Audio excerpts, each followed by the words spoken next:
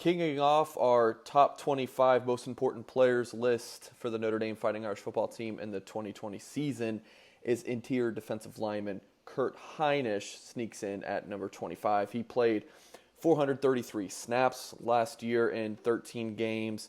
Pro Football Focus has him graded at a 67.2 for the year, which was good for number 22 overall on last year's team.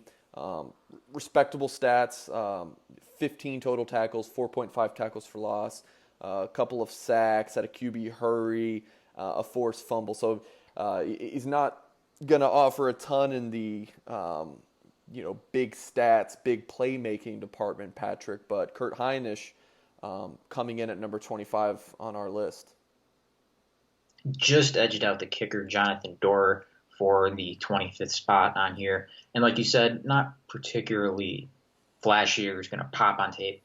You kind of put him in there and forget he's out there in a sense because he's going to do some things that are important, even if they don't always kind of show up, such as occupying double teams and being able to just take up some space in the middle of the line. And Notre Dame has some depth on the defensive line and even at defensive tackle with Jacob Lacey being able to rotate in there among others, but doesn't have a ton of beef in a sense. And Hinish really provides that, and being able to command those double teams is kind of a run stopper and just being harder to move and making Notre Dame's defensive front harder to just push off the ball. And Hinish is definitely a part of that. He had 10 run stops last year, and that constitutes what's a failure for the offense, like a tackle for loss or no gain or a stuff.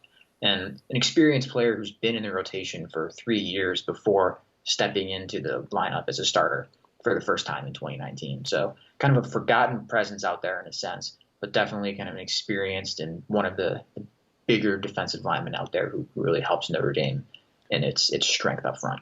Now, Patrick, when we go through this top 25 list, we're going to talk a lot about just how important the depth is around that player. Like, if you took this player off the Notre Dame team, how big of an impact would it be? And also, if this player really succeeds, how big of an impact will that have for the Fighting Irish? So when you look at Hinish and the depth there in the interior defensive line, you have Myron Tagovailoa Amosa. I just crushed that. I'm proud of myself. You mentioned Jacob Lacey, Jason Adamalola.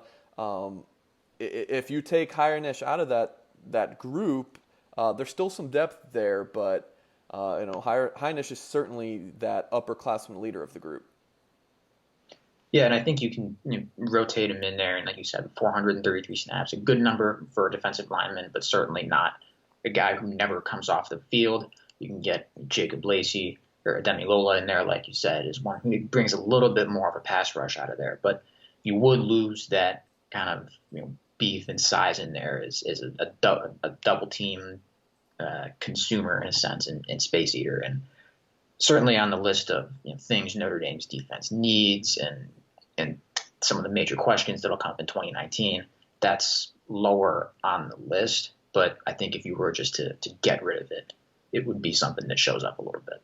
So that's Kurt Hinish coming in at number 25 in our blueandgold.com top 25 most important players for Notre Dame in that 2020 season.